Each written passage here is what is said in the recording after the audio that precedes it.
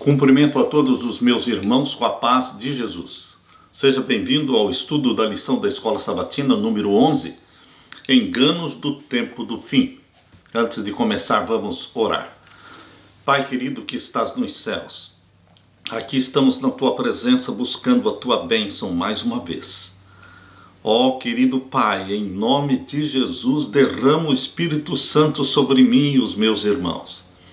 Que ao abrirmos a Tua palavra, o Senhor nos dê entendimento, mentes claras, para discernirmos entre o falso e o verdadeiro.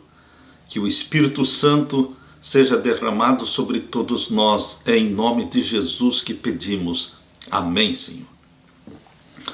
Enganos do tempo do fim. Aqui lemos o verso áureo.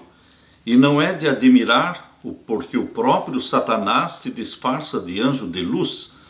Portanto, não deveria surpreender que os seus próprios ministros se disfarcem em ministros de justiça.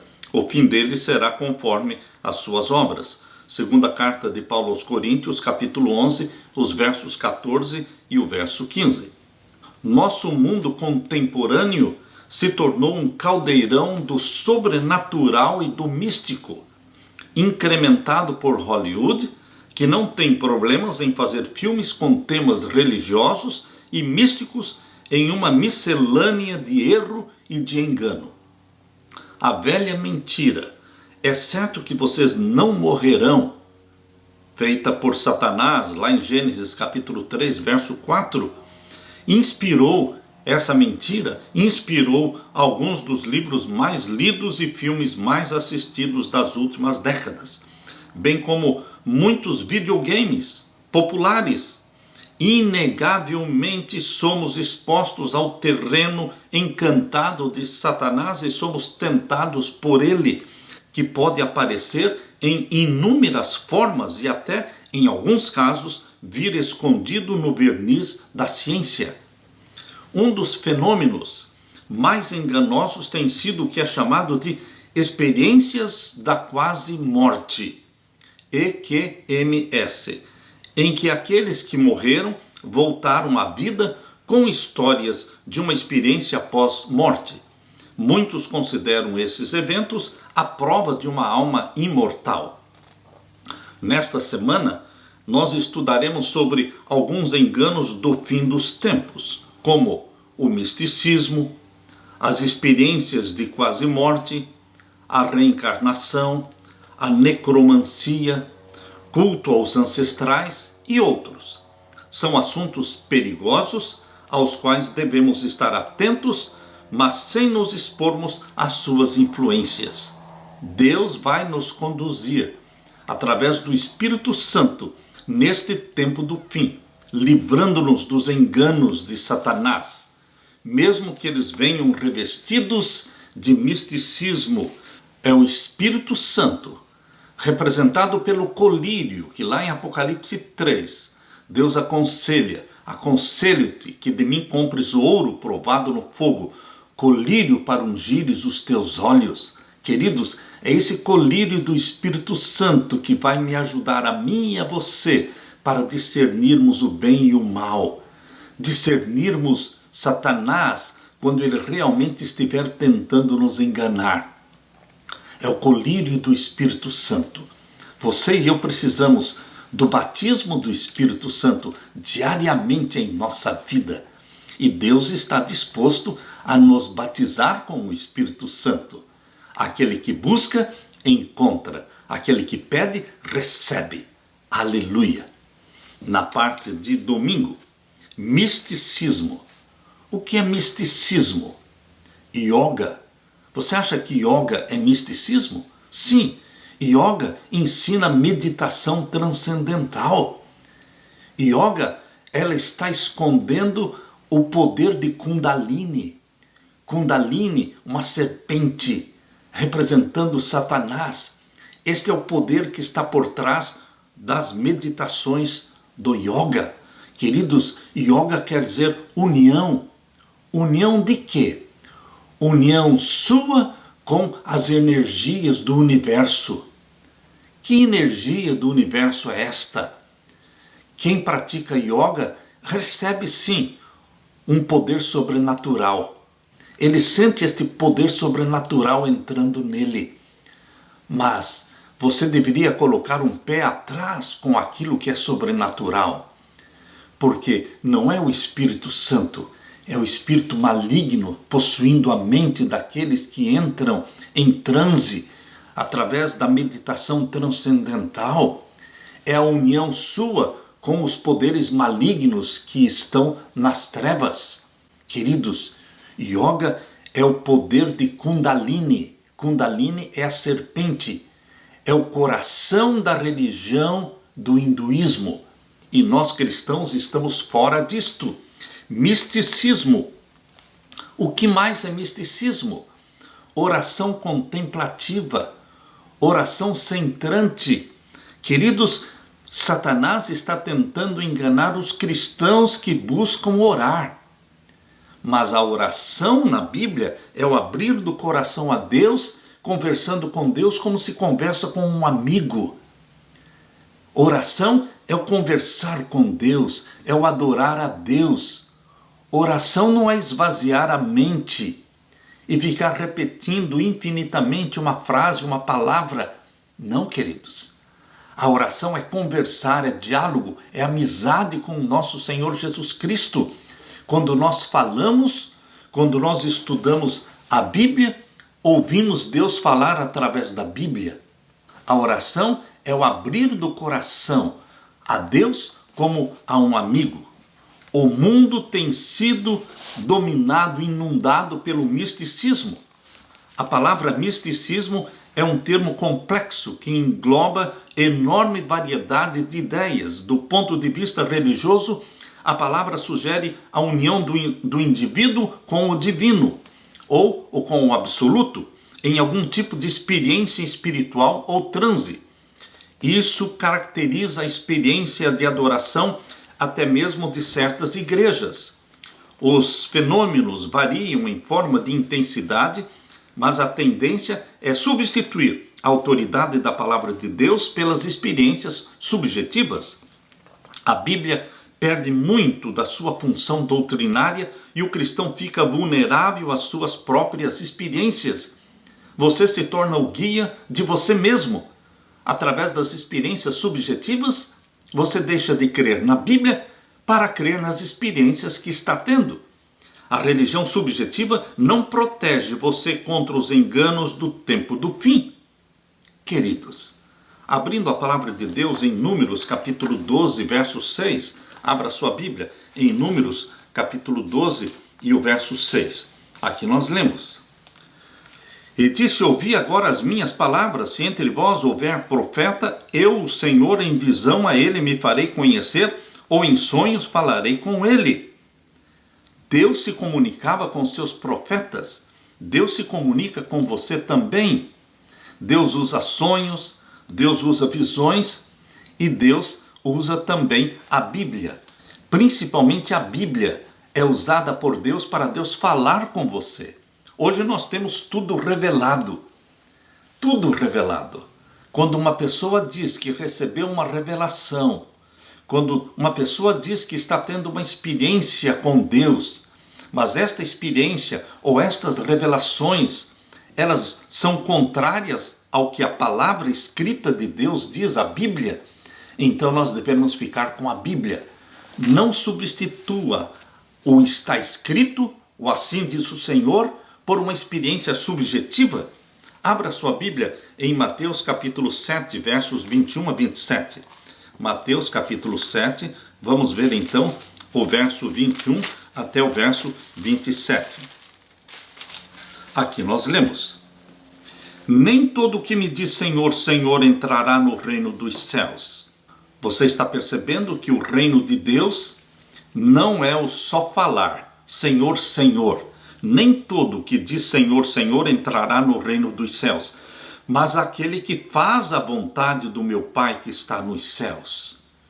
Não é o falar, não é o dizer, mas é o fazer. Fazer a vontade de Deus, obedecer os mandamentos dele. Verso 22, muitos me dirão naquele dia: Senhor, Senhor, Não profetizamos nós em teu nome, e em teu nome não expulsamos demônios, e em teu nome não fizemos muitas maravilhas? E então lhes direi abertamente: nunca vos conheci. Apartai-vos de mim, vós que praticais a iniquidade. Pessoas que vivem deliberadamente na prática da iniquidade, ou seja, pecam deliberadamente, pecam voluntariamente. Pecado, conforme a Bíblia diz em 1 João 3,4, é transgressão da lei. Pecado é transgressão da lei. Aqueles que vivem, sejam membros da igreja, sejam pastores, aqueles que vivem voluntariamente na prática do pecado, transgredindo os 10 mandamentos da lei de Deus, eles estão vivendo em pecado. E por mais que eles professem crer em Jesus Cristo, por mais que eles digam que expulsam demônios em nome de Jesus Cristo, eles não são de Jesus Cristo. Eles estão sendo enganados por Satanás, e eles receberão estas palavras pesadas que sairão da boca de Jesus, porque Jesus lhes dirá: nunca vos conheci. Apartai-vos de mim, vós que praticais o quê? O pecado. Vocês que continuam transgredindo os 10 mandamentos. Vocês que não querem guardar o sábado, mesmo que o sábado esteja claramente ali no 4º mandamento da lei de Deus. Vocês que recusam a obediência aos 10 mandamentos estão vivendo em pecado. Expulsam demônios? Provavelmente. Fazem maravilhas e milagres? Provavelmente. Mas não pelo poder de Jesus. Satanás tem poder para enganar. Satanás tem poder para colocar doenças e tirar a doença. E estes servos de Satanás, que querem viver no pecado e que desprezam a obediência à lei de Deus, estão sendo instrumentos nas mãos de Satanás. Por isso aqui diz em Mateus 7, verso 22. Muitos me dirão naquele dia: Senhor, Senhor, não profetizamos nós em teu nome? Aqui está evidente que eles usavam o nome de Jesus. E em teu nome não expulsamos demônios? E em teu nome não fizemos muitas maravilhas? Eles usaram o nome de Jesus, mas não eram instrumentos de Deus. Foram instrumentos do maligno. Meus queridos, à luz das palavras de Jesus, conforme aqui em Mateus 7, 21 até o verso 23, o que significa construir nossa casa sobre a rocha ou construir a nossa casa sobre a areia? Agora lemos aqui o verso 24 em diante. Todo aquele, pois, que escuta as minhas palavras e as pratica, assemelhá-lo-ei ao homem prudente que edificou a sua casa sobre a rocha. Quem ouve a palavra de Deus, quem abraça Jesus como Salvador e se torna obediente aos mandamentos de Deus, em outras palavras, faz a vontade de Deus, estes são considerados como que construindo a casa sobre a rocha.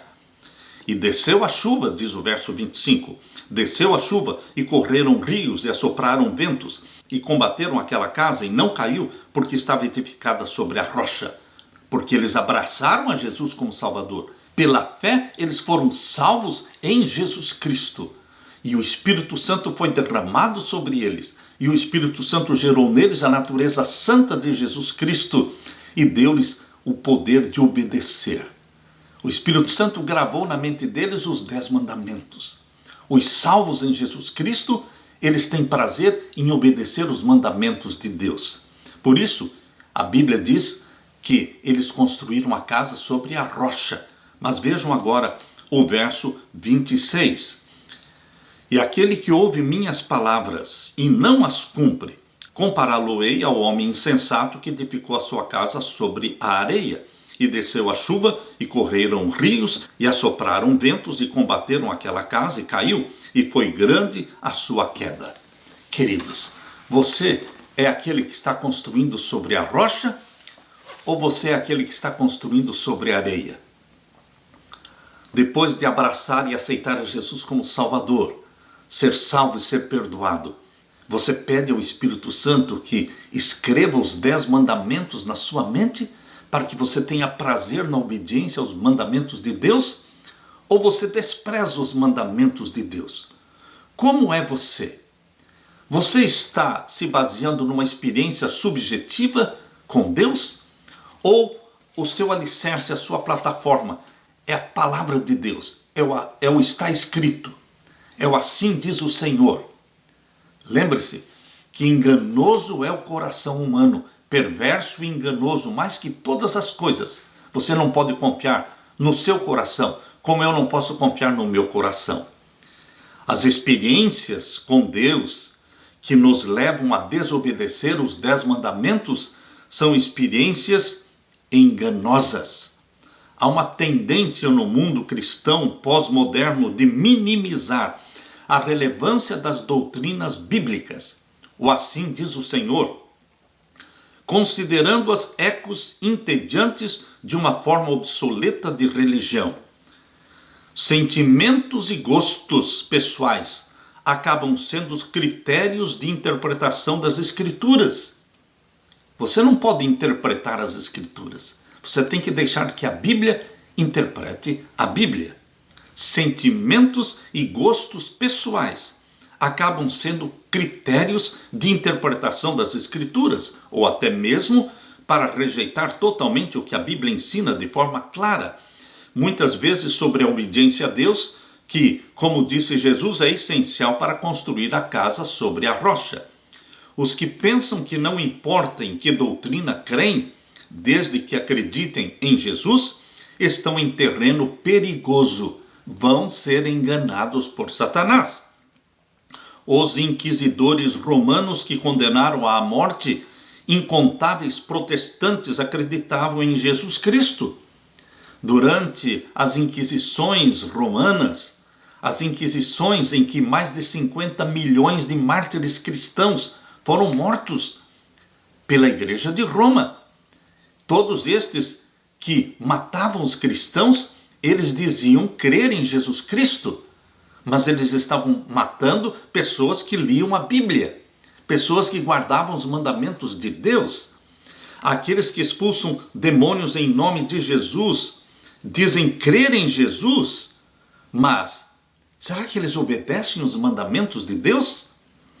Queridos, a teoria que diz que não importa o que as pessoas creiam é um dos enganos mais bem-sucedidos de Satanás. Ele sabe que a verdade, recebida por amor, santifica a alma de quem a recebe. Portanto, está constantemente procurando substituir as verdades da Bíblia por falsas teorias e fábulas ou por outro evangelho. Meditação, queridos, na Bíblia não é esvaziar a mente, como ensina a oração centrante, a oração contemplativa. Vocês sabem, o principal editor da Bíblia, Andrews, John Davidol, ele escreveu um livro que em inglês tem o título de Hunger, e em português foi lançado pela CPB, e o título do livro é A Busca.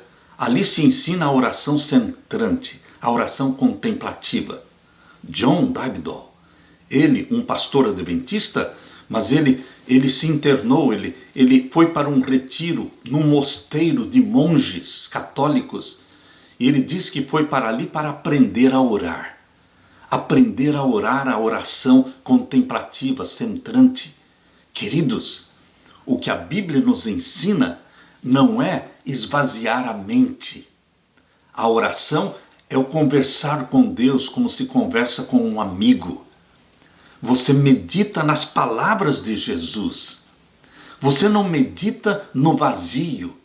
Você medita nos escritos da palavra de Jesus.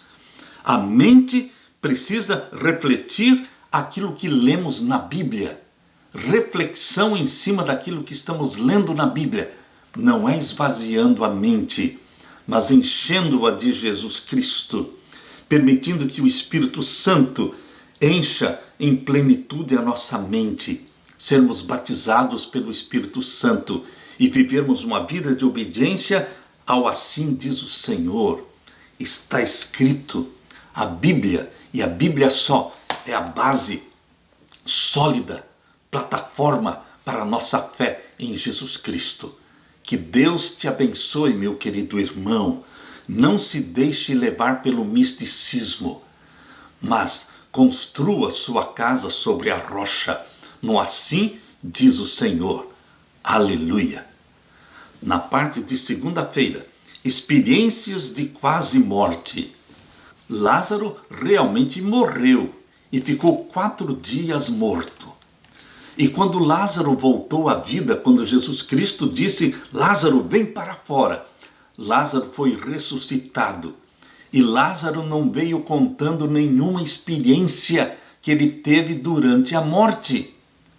Queridos, Lázaro não teve uma experiência de quase morte. Ele ficou 4 dias morto e não tinha nada a dizer. Por quê?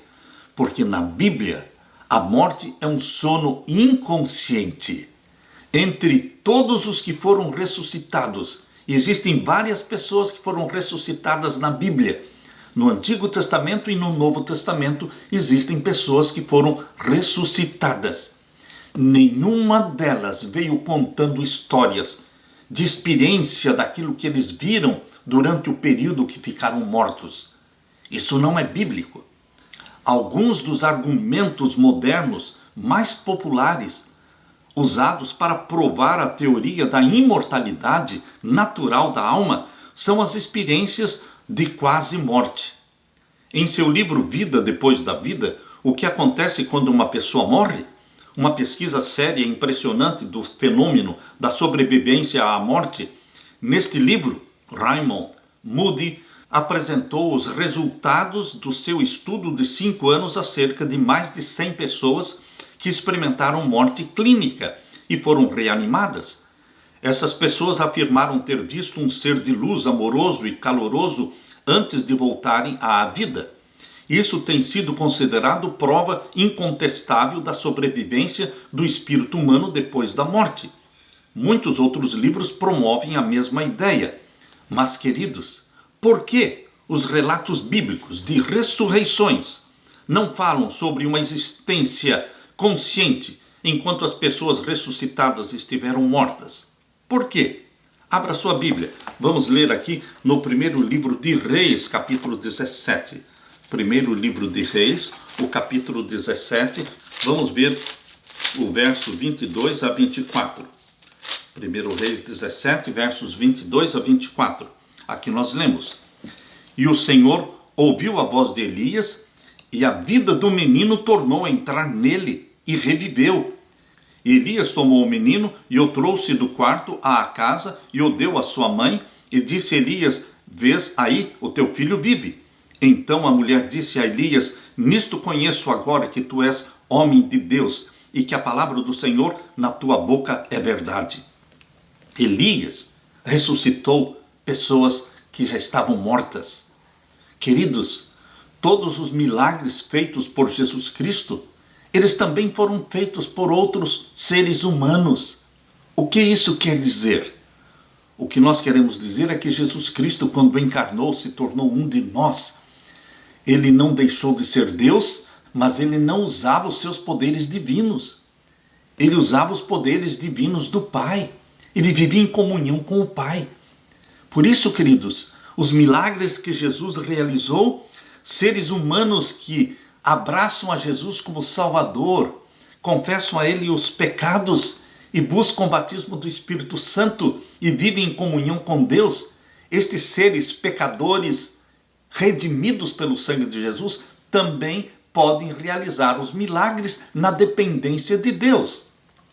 Por isso, Elias ressuscitou mortos, Eliseu ressuscitou mortos, Pedro ressuscitou mortos, Paulo ressuscitou mortos, mostrando que o ser humano arrependido, convertido e que depende do poder de Deus e que vive como instrumento nas mãos de Deus para fazer a vontade de Deus aqui na terra, serão usados para realizar milagres também, assim como Jesus realizou. Deus atuava através do Filho Jesus Cristo. E Deus, através do Espírito Santo, quer atuar no Filho, que é você, na filha, que é você. Deus quer nos usar. Lemos também no segundo livro de Reis, capítulo 4. Vamos ler capítulo 4 e o verso 34 a 37. Segundo Reis, capítulo 4, verso 34 até o verso 37. E subiu e deitou-se sobre um menino, e pondo a sua boca sobre a boca dele, e os seus olhos sobre os olhos dele, e as suas mãos sobre as mãos dele, se estendeu sobre ele, e a carne do menino aqueceu. Depois voltou e passeou naquela casa de uma parte para outra, e tornou a subir, e se estendeu sobre ele. Então o menino espirrou 7 vezes, e o menino abriu os olhos. Aqui você vê a história de um outro profeta, o profeta Eliseu. Queridos, Eliseu, Elias, profetas de Deus, pecadores arrependidos, salvos porque confiaram naquele sangue do Cordeiro, que representa o Filho de Deus, o Cordeiro de Deus que tira o nosso pecado. Aqueles que foram ressuscitados por Elias e depois por Eliseu, eles não vieram contando nenhuma experiência durante a morte. Lemos também agora em Marcos capítulo 5 e os versos 41 a 43.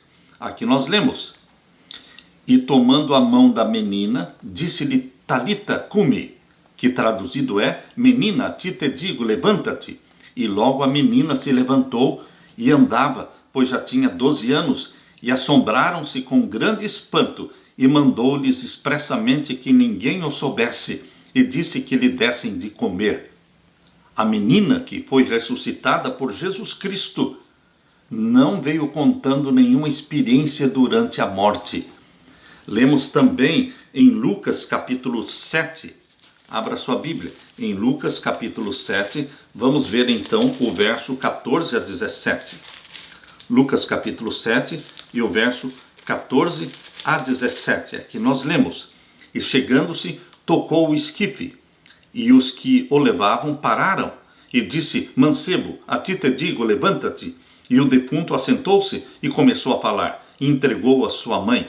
E de todos se apoderou o temor, e glorificavam a Deus, dizendo: Um grande profeta se levantou entre nós, e Deus visitou o seu povo, e correu dele esta fama por toda a Judéia e por toda a terra circunvizinha. Queridos, o filho desta viúva também não veio contando nenhuma história. Agora abra sua Bíblia em João capítulo 11. João capítulo 11, vamos ver então a história de Lázaro. João capítulo 11, vamos ler os versos 40 a 44. Aqui nós lemos: Disse-lhe Jesus: Não te hei dito que se creres verás a glória de Deus? Tiraram, pois, a pedra. E Jesus, levantando os olhos para o céu, disse: Pai, graças te dou por me haveres ouvido. Eu bem sei que sempre me ouves, mas eu disse isto por causa da multidão que está em redor, para que creiam que tu me enviaste. E tendo dito isto, clamou com grande voz: Lázaro, sai para fora. E o defunto saiu, tendo as mãos e os pés ligados com faixas, e o seu rosto envolto num lenço. Disse-lhes Jesus: Desligai-o e deixai-o ir. Muitos, pois, dentre os judeus que tinham vindo a Maria e que tinham visto o que Jesus fizera, creram nele. Lázaro, 4 dias morto, não veio contando nenhuma experiência pós-morte. Queridos, todas as experiências de quase morte relatadas na literatura moderna são de pessoas que foram consideradas clinicamente mortas, porém não mortas de fato, em contraste com Lázaro, que esteve morto por 4 dias, cujo cadáver já estava apodrecendo. Os que ressuscitaram nos tempos bíblicos jamais mencionaram qualquer experiência de vida após a morte, seja no paraíso, ou no purgatório, ou no inferno. Por quê? Porque não existe purgatório. Não existe este inferno a arder.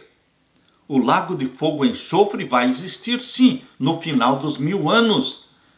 E os ímpios que forem ressuscitados na segunda ressurreição ressuscitarão para a morte eterna no lago de fogo e enxofre, onde Satanás também será queimado. Isso no final dos 1000 anos. As experiências de quase morte são mortes clínicas, mas não mortes de fato. Se nós aceitarmos o ensino da Bíblia, que fala sobre o sono inconsciente dos mortos, e o sono inconsciente dos mortos está claramente explicado na Bíblia.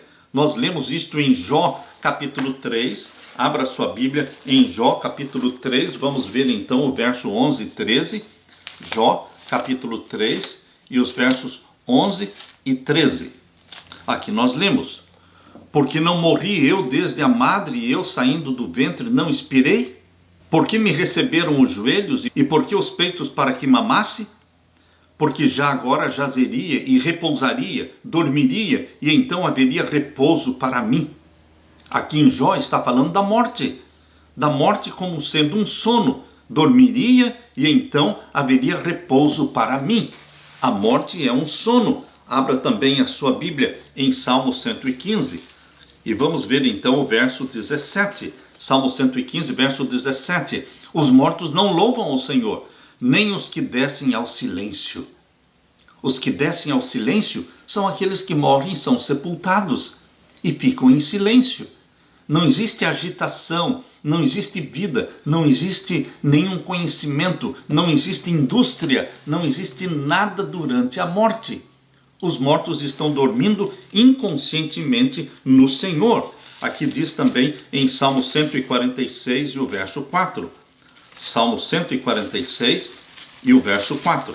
Aqui nós lemos: sai-lhes o espírito, ou seja, o espírito de vida, o fôlego de vida, sai-lhes o espírito, e eles tornam-se em sua terra, naquele mesmo dia perecem os seus pensamentos. Estes são os ensinamentos bíblicos do que acontece para a pessoa quando ela morre. Não tem indústria, não tem conhecimento, não existe um estado consciente na morte. E agora poderemos ler também em Eclesiastes, o capítulo 9, Eclesiastes, capítulo 9 e o verso 10. Aqui nós lemos: tudo quanto tiver a mão para fazer, faz-o conforme as tuas forças, porque na sepultura para onde tu vais, não há obra, nem indústria, nem ciência, nem sabedoria alguma. Na morte não existe nada, tudo cessa. O amor cessa, a inveja cessa, o ódio cessa, tudo cessa na morte. É isso que Eclesiastes capítulo 9, versos 5 e 6 está explicando. Lemos aqui em Eclesiastes 9, versos 5 e 6. Porque os vivos sabem que hão de morrer, mas os mortos não sabem coisa nenhuma. Quantas coisas o morto sabe? Nada. Quanto conhecimento ele tem? Nenhum. Mas os mortos não sabem coisa nenhuma, nem tampouco eles têm jamais recompensa, mas a sua memória ficou entregue ao esquecimento. Até o seu amor, o seu ódio e a sua inveja já pereceram, e já não tem parte alguma neste século em coisa alguma do que se faz debaixo do sol. Este é um ensinamento bíblico sobre o que acontece quando a pessoa morre, fica dormindo no pó da terra. Queridos, não podemos confiar em experiências subjetivas, não podemos confiar naquilo que as pessoas que tiveram uma morte clínica e vêm contando, dizendo que viram isso, viram aquilo, e isto é contrário à Bíblia. Nós devemos ficar com a Bíblia, e a Bíblia só. Quando as pessoas que foram declaradas clinicamente mortas vêm contando coisas daquilo que viram ou ouviram, queridos, isto é um engano satânico. As pessoas afirmam ter falado com parentes mortos, mas os mortos não falam. Ou cremos na Bíblia ou não cremos. Qual é a base da sua crença? Não é o assim diz o Senhor? Não é o está escrito? Então os mortos não falam, não se comunicam com ninguém. Portanto, queridos, é crucial nos apegarmos à Bíblia, e a Bíblia somente. Seja a Bíblia a base e a plataforma, o alicerce para a sua crença, para a sua fé. Não podemos substituir o assim diz o Senhor, o está escrito, para uma experiência de quase morte. A palavra de Deus diz: à lei e ao testemunho. Esta é a base da nossa fé. A lei e o testemunho. A lei se refere ao Torá, aos primeiros 5 livros da Bíblia. E o testemunho de todos os profetas. Nossa fé está fundamentada no Torá e no testemunho de todos os profetas bíblicos. Por isso, não seremos enganados. Não seremos enganados pelas experiências de quase morte, porque a nossa fé está fundamentada na palavra de Deus. Somente as Escrituras Sagradas. Aleluia! Na parte de terça-feira, reencarnação. Você já encontrou esta palavra na Bíblia? Reencarnação? Ela não existe. Mas você encontra dezenas de vezes a palavra ressurreição. Reencarnação vem de um ensinamento diabólico, vem do paganismo. O hinduísmo crê em reencarnação, o budismo crê em reencarnação, o espiritismo crê em reencarnação. Mas, queridos, nossa fé não pode estar fundamentada no budismo, no hinduísmo e nem no espiritismo. Nossa fé tem que estar fundamentada aonde? Na palavra de Deus, e tão somente na palavra de Deus, o sola Escritura. E a Bíblia só ensina ressurreição, que é o ato de Deus trazer à vida aqueles que morreram. Deus ressuscita aqueles que morreram. Nós temos dezenas de ressurreições na Bíblia. Nós temos uma multidão que ressuscitou com Jesus. Naquela manhã do primeiro dia da semana, quando Jesus ressuscitou, após a ressurreição de Jesus, uma multidão de corpos de santos glorificados, eles ressuscitaram também. Ressurreição é o ato de Deus dar vida àqueles que morreram, e eles voltam à vida, ressuscitam com corpos glorificados, imortais. A noção pagã de uma alma imortal provê a base para a teoria não bíblica da reencarnação ou transmigração da alma. Essa teoria é adotada por algumas das principais religiões do mundo. Enquanto a maioria dos cristãos acredita na existência de uma alma imortal, porque a maioria dos cristãos está acreditando numa doutrina que vem do paganismo, alma imortal. A maioria dos cristãos acredita na alma imortal que fica em um céu ou no inferno permanente após a morte. Aqueles que acreditam na reencarnação sustentam que essa alma imortal passa por muitos ciclos de morte e renascimento na terra. Para alguns, a reencarnação é considerada um processo de evolução espiritual que permite ao espírito atingir níveis cada vez mais elevados de conhecimento e moralidade em sua jornada para a perfeição. Os hindus, os que praticam o hinduísmo, acreditam que a alma eterna passe por uma progressão de consciência ou samsara, em 6 classes de vida.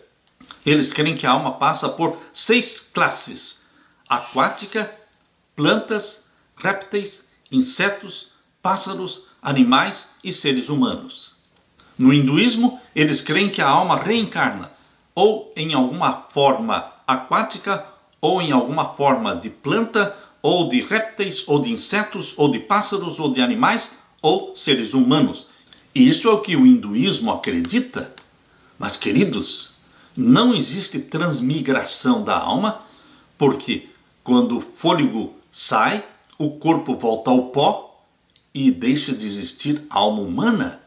É isso que a palavra de Deus explica. Nós lemos aqui em Eclesiastes capítulo 12. Eclesiastes capítulo 12, verso 7. E o pó volte à terra como era, e o espírito volte a Deus que o deu. Na morte ocorre o inverso do que aconteceu na criação. Na criação, em Gênesis capítulo 2, verso 7, o corpo foi feito do pó e o fôlego de vida veio de Deus. Conforme Gênesis 2, 7, quando o corpo que veio do pó recebeu o fôlego de vida que veio de Deus, tornou-se então alma vivente. Alma vivente é a junção do corpo com o fôlego de vida. Isso aconteceu na criação, mas agora aqui Eclesiastes 12, 7 explica que na morte ocorre o inverso. O que veio do pó volta para o pó, que é o corpo, volta para o pó. E o que veio de Deus, o fôlego de vida, chamado também de espírito de vida, volta para Deus. E o pó volte à terra como era, e o espírito volte a Deus que o deu. Queridos, não existe uma alma consciente, pensante, durante a morte ou após a morte. Por isso não existe transmigração da alma. Por isso não existe reencarnação. Em Hebreus capítulo 9, abra sua Bíblia. Em Hebreus capítulo 9, vamos ver então o verso 25. Hebreus capítulo 9, vamos ver então o verso 25 a 28. Aqui lemos: nem também para si mesmo se oferecer muitas vezes, como o sumo sacerdote cada ano entra no santuário com sangue alheio. De outra maneira, necessário lhe fora padecer muitas vezes desde a fundação do mundo. Mas agora, na consumação dos séculos, uma vez se manifestou para aniquilar o pecado pelo sacrifício de si mesmo. E como aos homens está ordenado morrerem uma vez, vindo depois disso o juízo, está percebendo que a Bíblia ensina que aos homens, a todos os seres humanos, está ordenado morrerem quantas vezes? Uma vez. E depois que morrem, vem então o juízo. Depois que a pessoa morre, ele será julgado. O juízo dos mortos, segundo a profecia de Daniel 8,14, começou em 1844. O juízo dos mortos está em processo. E tem o juízo dos vivos, que só vai acontecer quando o decreto dominical for aprovado mundialmente. Então será o juízo dos vivos. Queridos, mas os mortos, quando morrem, eles entram em juízo. Por isso diz aqui, Hebreus capítulo 9, verso 27. E como aos homens está ordenado morrerem uma vez, vindo depois disso o juízo. Então não tem a reencarnação. Você morre e reencarna. E morre e reencarna. Isso não é bíblico. Isto veio da mente de Satanás. Jesus Cristo morreu uma vez. Aqui diz o verso 28. Assim também Cristo, oferecendo-se uma vez para tirar os pecados de muitos, aparecerá a segunda vez sem pecado aos que o esperam para a salvação. E lemos também na primeira carta de Pedro, capítulo 3 e o verso 18. Primeira carta de Pedro, capítulo 3, vamos ver então o verso 18. Aqui nós lemos: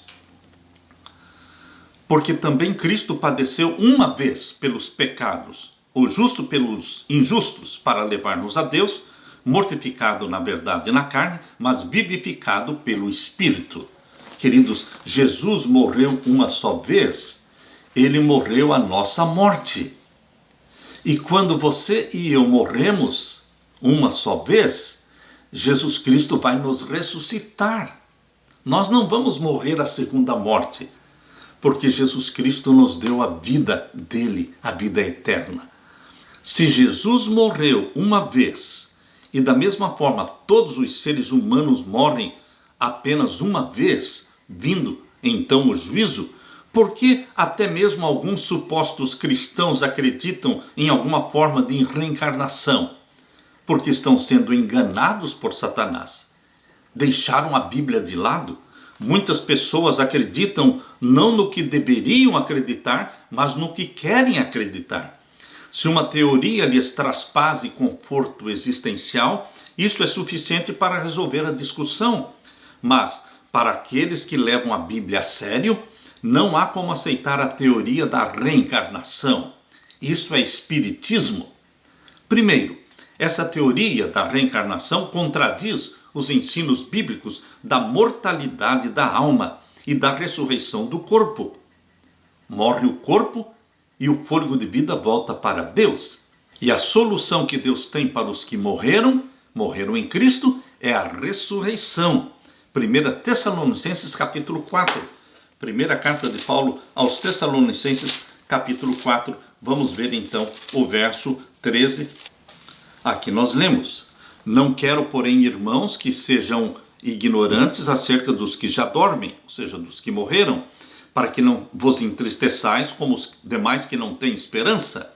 Agora diz o verso 16: porque o mesmo Senhor descerá do céu com alarido e com voz de arcanjo e com a trombeta de Deus, e os que morreram em Cristo ressuscitarão primeiro. Deus ressuscita os que morreram em Cristo primeiro. É a primeira ressurreição, na segunda vinda de Jesus, exatamente no início dos 1000 anos de Apocalipse 20. Mas no final dos 1000 anos de Apocalipse 20, haverá a segunda ressurreição, que é dos ímpios. Apocalipse 20, vamos ver então o verso 5. Apocalipse 20, verso 5. Mas os outros mortos não reviveram. Que outros mortos? todos os outros mortos que não reviveram, não ressuscitaram na primeira ressurreição, ressuscitarão na segunda ressurreição. Mas quando será a segunda ressurreição? Mas os outros mortos não reviveram até que os 1000 anos se acabaram. Acabando-se os 1000 anos de Apocalipse 20, virá então a segunda ressurreição, que é a dos ímpios. Ressuscitam para a morte no lago de fogo e enxofre, que é chamada na Bíblia de a segunda morte. Queridos, isso é Bíblia. Portanto, aqueles que creem na reencarnação estão deixando de lado a Bíblia, o ensinamento bíblico da mortalidade da alma e da ressurreição do corpo. Em segundo lugar, os que aceitam a reencarnação rejeitam a doutrina da salvação pela graça através da fé na obra redentiva de Jesus Cristo. Eles substituem a salvação pela graça por obras humanas.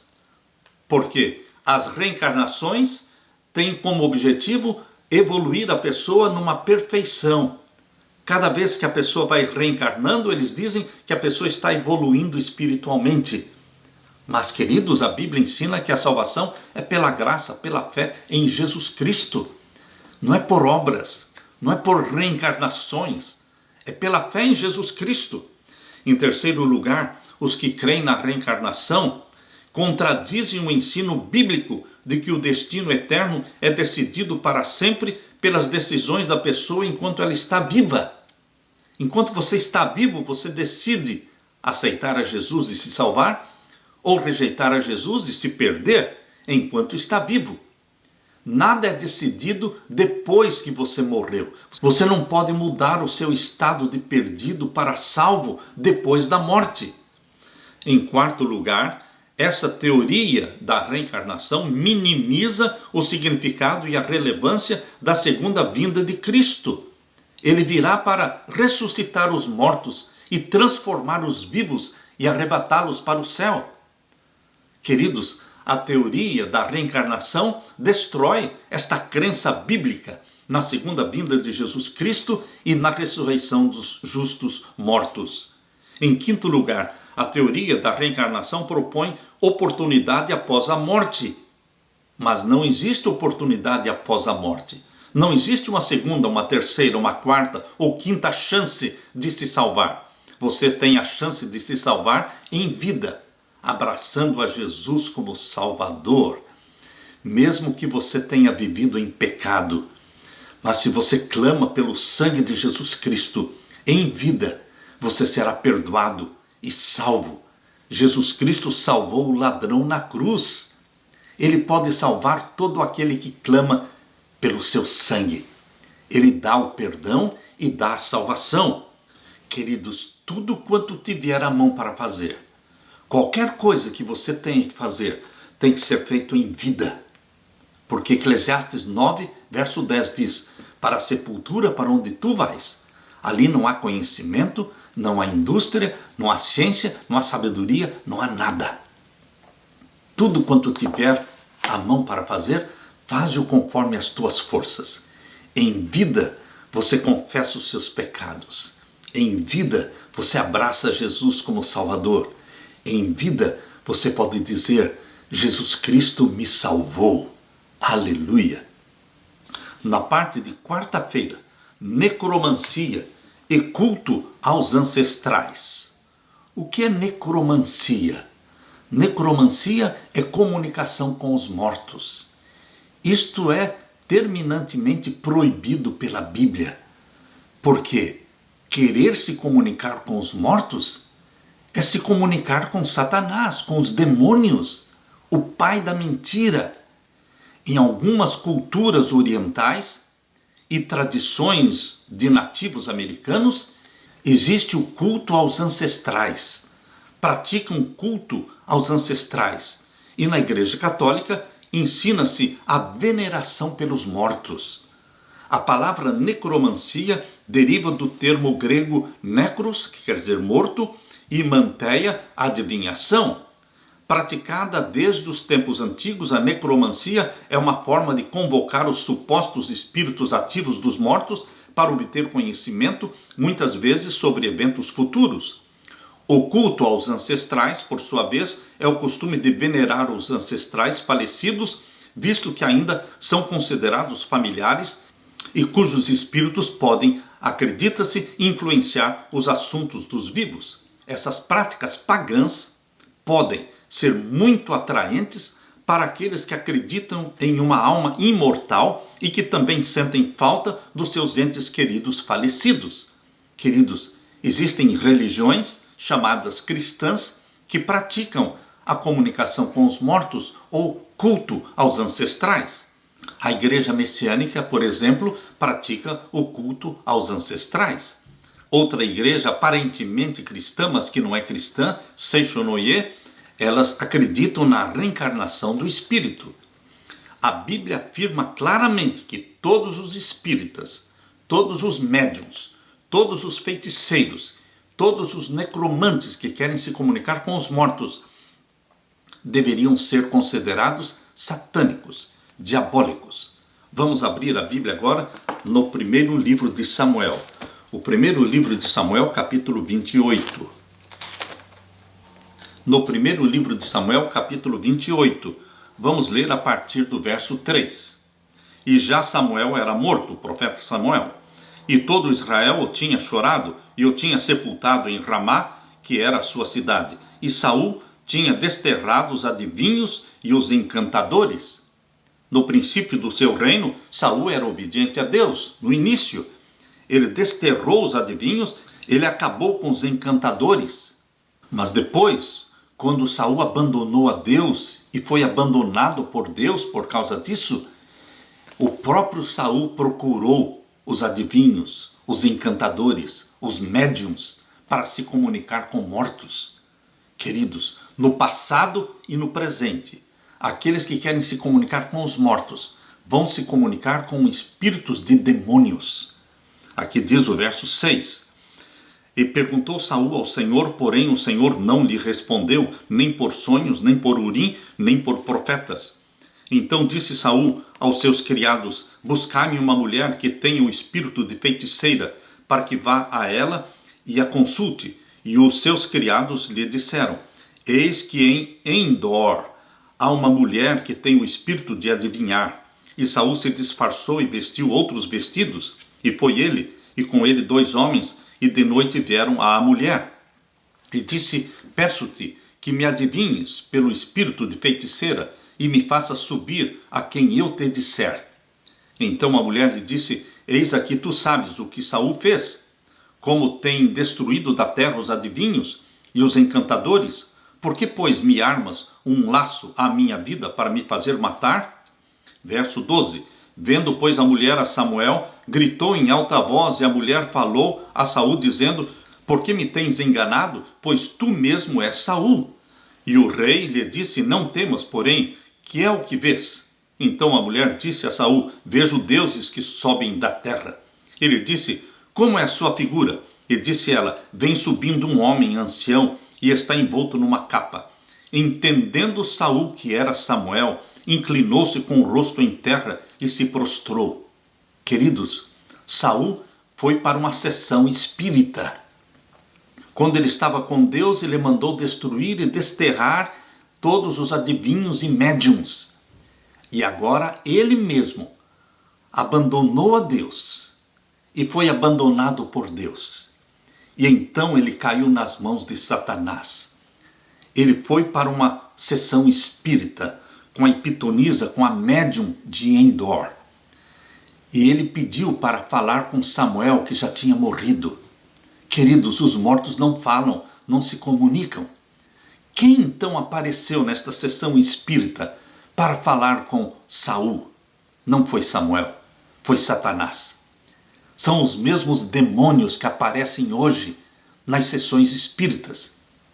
Eles podem ter a mesma forma, a mesma voz, mas são espíritos de demônios que enganam aqueles que não creem na Bíblia. Agora vamos ler o verso 15. Samuel disse a Saul: por que me desinquietaste, fazendo-me subir? Então disse Saul: muito angustiado estou, porque os filisteus guerreiam contra mim, e Deus se tem desviado de mim, e não me responde mais, nem pelo ministério dos profetas, nem por sonhos, por isso te chamei a ti, para que me faças saber o que hei de fazer. Saul estava consciente de que Deus o tinha abandonado. Mas por que Deus o abandonou? Porque ele abandonou a Deus. E agora Saul caiu nas mãos de Satanás. Ora, se Deus não falava mais com ele, e Samuel, quando vivia, era um profeta de Deus, agora Samuel morto, estava dormindo o sono da morte, e agora ele busca conversar com Samuel, já morto. Com quem você acha que Saul estava conversando? Se você crê na Bíblia, você saberá que Saul estava conversando não com Samuel. Estava conversando com um demônio que se dizia que queria se passar por Samuel. Porque Deus não se contradiz, meu querido irmão. Deus não se contradiz. E aqui diz o verso 16. Então disse Samuel: por que, pois, a mim me perguntas, visto que o Senhor te tem desamparado e se tem feito teu inimigo? Porque o Senhor tem feito para contigo como pela minha boca te disse, e tem rasgado o reino da tua mão, e eu tenho dado ao teu companheiro Davi. O demônio falou de uma forma que convenceu Saul de que era Samuel. E o verso 18, como tu não deste ouvidos à voz do Senhor, e não executaste o fervor da sua ira contra Amaleque, por isso o Senhor te fez hoje isto. E o Senhor entregará também a Israel contigo na mão dos filisteus, e amanhã tu e teus filhos estareis comigo, e o arraial de Israel o Senhor entregará nas mãos dos filisteus. Queridos, este demônio que estava se passando por Samuel, disse: amanhã tu e os teus filhos estareis comigo. Ora, meus queridos, Saul estava perdido. A Bíblia afirma claramente que todos os espíritas, médiuns, feiticeiros e necromantes na antiga teocracia israelita eram abomináveis ao Senhor e deveriam ser mortos por apedrejamento. Como é que Deus se contradiria? Deus não se contradiz com a sua própria palavra. Ele mandou matar os necromantes, os que se comunicam com os mortos. Isso nós lemos claramente em Levítico capítulo 19, verso 31. Levítico capítulo 19 e o verso 31. Aqui nós lemos: não vos virareis para os adivinhos, não vos virareis para os adivinhadores e encantadores, não os busqueis contaminando-vos com eles, eu sou o Senhor vosso Deus. Levítico capítulo 19, verso 31. Agora lemos no capítulo 20 e no verso 6. Aqui lemos: quando uma alma se virar para os adivinhadores e encantadores para se prostituir após deles, eu porei a minha face contra aquela alma e a extirparei do meio do seu povo. Deus fala de forma clara que não aprova a comunicação com os mortos, a necromancia. Lemos também no verso 27. Levítico capítulo 20 e o verso 27. Quando, pois, algum homem ou mulher em si tiver um espírito adivinho, ou for encantador, certamente morrerão, com pedras se apedrejarão, o seu sangue é sobre eles. Deus sempre condenou a bruxaria e a comunicação com os mortos. Lemos também em Deuteronômio capítulo 18. Deuteronômio capítulo 18, vamos ler então os versos 9 a 14. Deuteronômio capítulo 18 e os versos 9 a 14. Aqui nós lemos: quando entrares na terra que o Senhor teu Deus te der, não aprenderás a fazer conforme as abominações daquelas nações. Entre ti se não achará quem faça passar pelo fogo seu filho, oferecer sua criança ao Moloque, a Satanás. Isso não poderia existir entre o povo de Deus. Entre ti não se achará quem faça passar pelo fogo seu filho ou a sua filha, nem adivinhador. Está vendo aqui? Nem adivinhador, nem prognosticador, nem agoureiro, nem feiticeiro, nem encantador de encantamentos, nem quem consulte um espírito adivinhante, nem mágico, nem quem consulte aos mortos. Está vendo como Deus fala de forma tão clara que não poderia existir no meio do seu povo bruxos, feiticeiros, médiuns, aqueles que se comunicam com os mortos. Verso 12: pois todo aquele que faz tal coisa é abominação ao Senhor, e por estas abominações o Senhor teu Deus as lança fora de diante dele.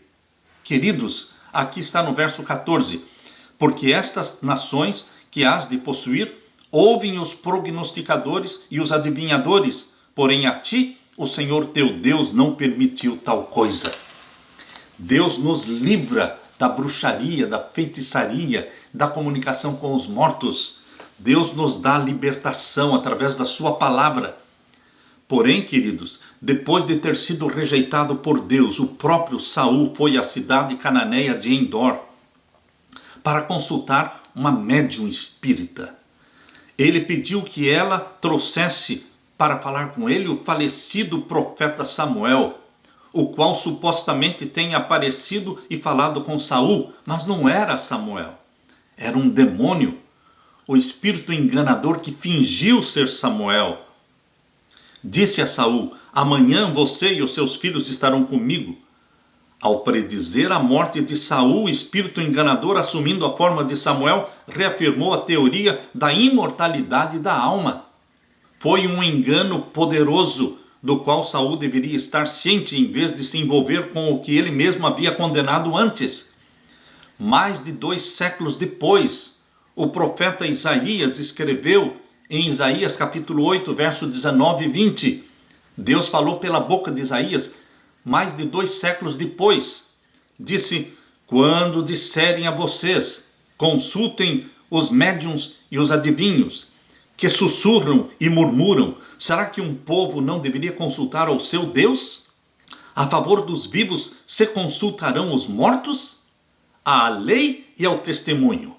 Se eles não falarem segundo esta palavra, jamais verão a luz do alvorecer. Isaías 8, verso 19 e 20.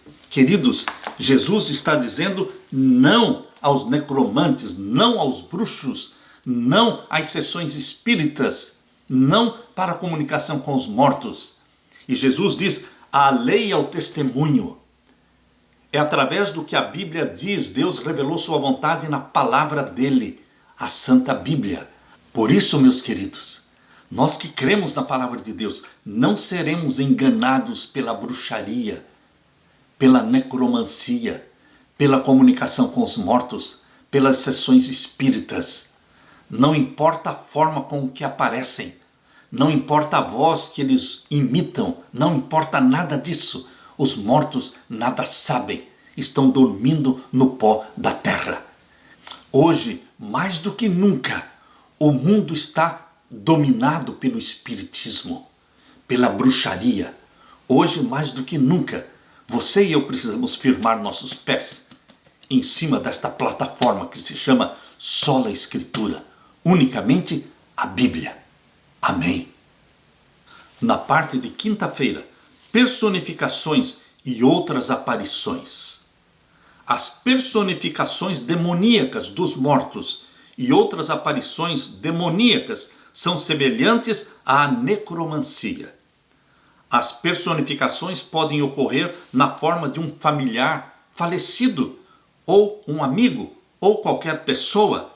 A aparência física e a voz são semelhantes às do falecido. Esses artifícios serão usados para enganar os que não estão fundamentados na Bíblia. Ellen White escreveu, dizendo: esses espíritos mentirosos personificam os apóstolos e os representam como contradizendo o que escreveram sob a inspiração do Espírito Santo. Como ato culminante no grande drama do engano, o próprio Satanás personificará Cristo. Isto está no livro Grande Conflito, página 463 e na página 518. Vou repetir. Como ato culminante no grande drama do engano, o próprio Satanás personificará Cristo. Assim como os demônios personificam pessoas que morreram e aparecem para elas, assim Satanás também vai personificar Cristo. O Cristo que não está morto, o Cristo que está vivo no céu e que voltará com poder e glória. Antes da volta de Jesus, Satanás personificará Cristo e andará na terra dizendo: eu sou o Cristo. E enganará a muitos. Enganará aqueles que não creem na palavra de Deus.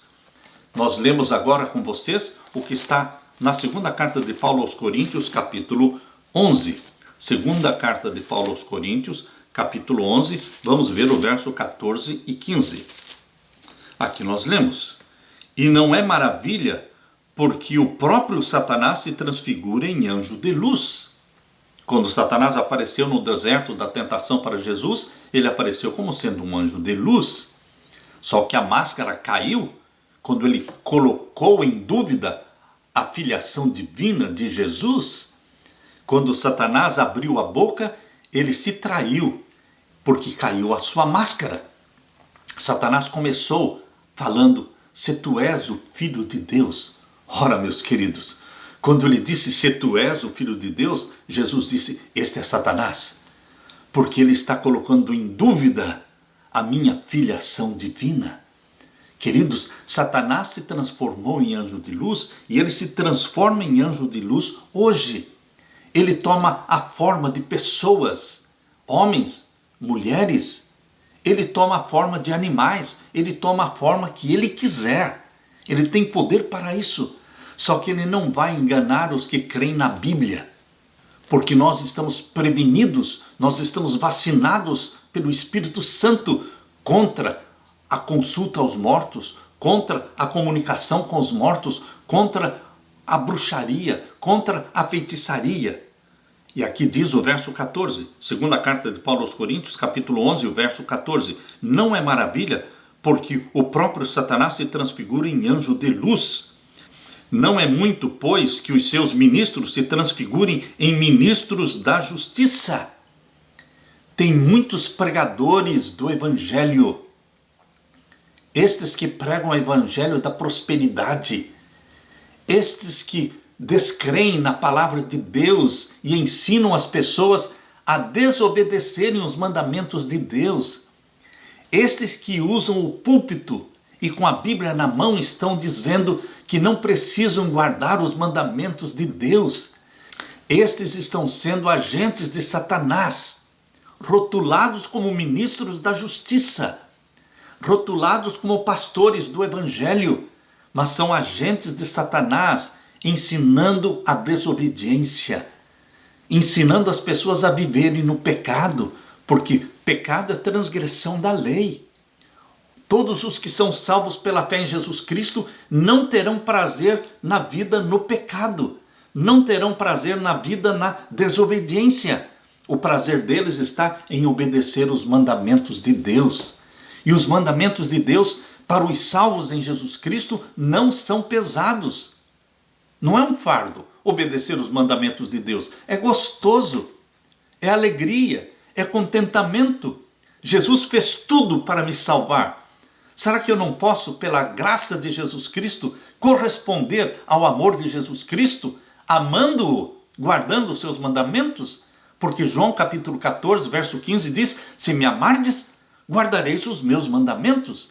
Ora, queridos, Jesus mesmo falou que a forma de expressarmos o amor a Ele é guardarmos os seus mandamentos. E como então, queridos, como então estes agentes de Satanás, rotulados de ministros da justiça, ensinam que os salvos em Jesus Cristo não precisam guardar os mandamentos de Deus? Está claro que eles estão sendo agentes do inimigo. Não estão com o Espírito Santo, mas estão possuídos pelo espírito maligno. Por isso diz Paulo aqui, na segunda carta dele aos Coríntios, capítulo 11 e o verso 15. Não é muito, pois, que os seus ministros, ou seja, os agentes de Satanás, se transfigurem em ministros da justiça, o fim dos quais será conforme as suas obras. Agora eu quero ler com vocês o que está em Efésios. Abra sua Bíblia. Efésios capítulo 6. Efésios capítulo 6, vamos ler a partir do verso 10. Efésios capítulo 6, a partir do verso 10. Queridos, aqui nós lemos: No demais, irmãos meus, fortalecei-vos no Senhor e na força do seu poder. Revesti-vos de toda a armadura de Deus, para que possais estar firmes contra as astutas ciladas do diabo. A segurança e proteção sua e minha, meu querido irmão, não é lutar contra Satanás pela nossa própria força, mas Paulo está dizendo: revesti-vos de toda a armadura de Deus. Precisamos estar escondidos em Cristo. Precisamos estar revestidos de Cristo Jesus, para que possamos estar firmes contra as astutas ciladas do diabo. Verso 12. Porque não temos que lutar contra a carne e o sangue, mas sim contra os principados, contra as potestades, contra os príncipes das trevas deste século, contra as hostes espirituais da maldade nos lugares celestiais. A nossa luta não é contra seres humanos. A nossa luta é contra o diabo, o príncipe das trevas. Por isso precisamos nos revestir de toda a armadura de Deus. É só assim que poderemos obter a vitória. E o verso 13 diz: portanto, tomai toda a armadura de Deus, para que possais resistir no dia mau, e havendo feito tudo, ficar firmes. Não é lutar, mas é ficar firmes. Ficar firmes em quem? Em Jesus Cristo. Revestidos de Jesus Cristo.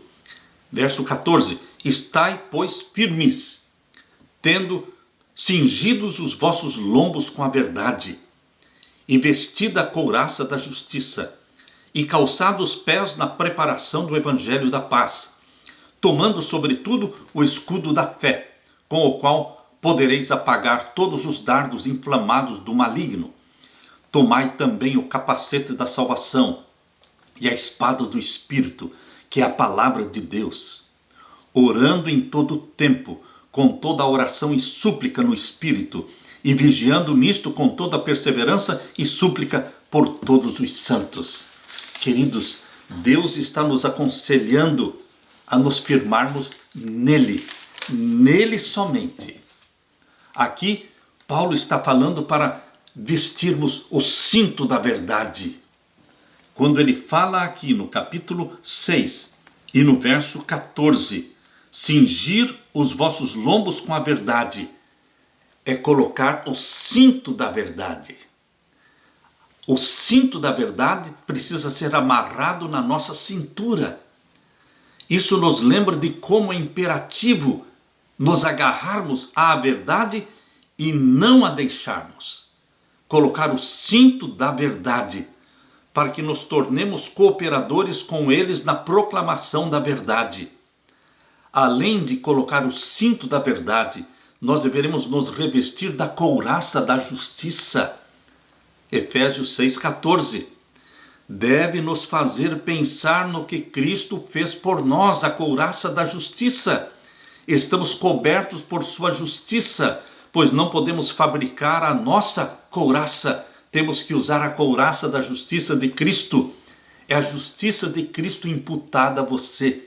É a justiça de Cristo comunicada a você. Cristo é aquele que nos transforma por sua presença. Precisamos também usar o calçado, os sapatos na pregação do evangelho da paz. Calçar os sapatos da pregação do evangelho da paz. O evangelho, as boas novas sobre Jesus, traz paz para aqueles que o aceitam. Paulo pede que aceitemos o evangelho para nós mesmos e que também o levemos aonde quer que formos e assim ofereçamos a sua esperança para os outros. Paulo também diz, inspirado pelo Espírito Santo, que você e eu precisamos usar o escudo da fé. O escudo da fé serve para apagar as flechas do maligno. O diabo sabe o que mirar em cada um de nossos traços de caráter para nos fazer tropeçar e cair. Palavras indelicadas, o álcool, o sexo. Mas nós devemos tomar o escudo da fé Isto significa dizer não à dúvida, não ao pecado e à tentação, porque cremos que Deus tem o poder de que precisamos. Nosso Pai prometeu que quando somos fracos, Ele é forte. E ainda Paulo diz, temos que vestir o capacete da salvação. Queridos, o capacete da salvação nos lembra da esperança da vida eterna por causa do sacrifício e da ressurreição de Cristo. A certeza da salvação é o capacete da salvação, queridos, que mantém nossa mente em paz. E por último, Paulo fala, nós temos que empunhar a espada do Espírito, que é a Bíblia, e a Bíblia somente demonstra a necessidade de que as Escrituras sejam a arma utilizada contra os esquemas do diabo.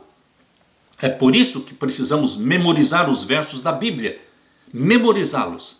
Se segurarmos o escudo da fé em uma mão e a palavra de Deus, a espada do Espírito, na outra mão, então não temos mãos livres para segurar a vingança, nem segurar a malícia, ou uma resposta rude, ou a imoralidade, ou o comportamento antiético, a tentação, a luxúria, o ódio ou o engano. Mas, queridos, como último ingrediente na armadura de Deus, temos que nos revestir da armadura de Deus. Mas como último ingrediente, eu quero ler para vocês o que está em Efésios capítulo 6 e o verso 18. Não é só o cinto da verdade, não é só a couraça da justiça, não é somente os calçados da pregação do Evangelho, não é somente o escudo da fé, o capacete da salvação e a espada do Espírito. Nós precisamos de tudo isso, mas se nós não tivermos o que o verso 18 está falando, todas as outras peças da armadura de Deus ficarão inúteis. Nós precisamos completar a armadura de Deus, da qual vamos nos revestir. Como é que nós vamos completar? Efésios 6, 18. Orando em todo tempo. Não adianta termos as outras partes da armadura, se não orarmos, se não vigiarmos todo o tempo. Orando em todo o tempo, com toda a oração e súplica no Espírito, e vigiando, orando e vigiando. Você ora à noite quando acorda, você ora quando levanta, você ora quando trabalha, você ora quando dirige o carro, orando e vigiando todo o tempo, diz aqui, com toda a perseverança e súplica por todos os santos. Vida de oração, vida de total dependência de Deus. Queridos, esta última geração será atacada de todos os lados, por todo tipo de bruxaria, de comunicação com os mortos, de feitiçaria, de necromancia. Mas você está protegido porque você está revestido da armadura de Deus. E você ora e vigia todo o tempo. Uma vida de oração. Deus derramará sobre você o Espírito Santo. Deus dará para você a mente de Jesus. A mente vitoriosa de Jesus Cristo é-nos comunicada pelo Espírito Santo. E nós poderemos ser vitoriosos como Jesus foi vitorioso, discernirmos o erro, discernirmos o mal, discernimento, porque os nossos olhos estarão ungidos pelo colírio do Espírito Santo. Que Deus derrame sobre você o Espírito Santo, meu irmão. Que Deus revista você da armadura de Deus e que você seja um soldado de Jesus Cristo, o exército vitorioso do nosso Senhor Jesus Cristo. Nós estamos com o grande e vitorioso que é Jesus Cristo. Nós somos os escolhidos, os eleitos e fiéis. Vitória, vitória em Jesus Cristo. Aleluia. Deixo com vocês a bênção do meu Jesus. Deixo com vocês a paz que só Ele tem para dar. Amém.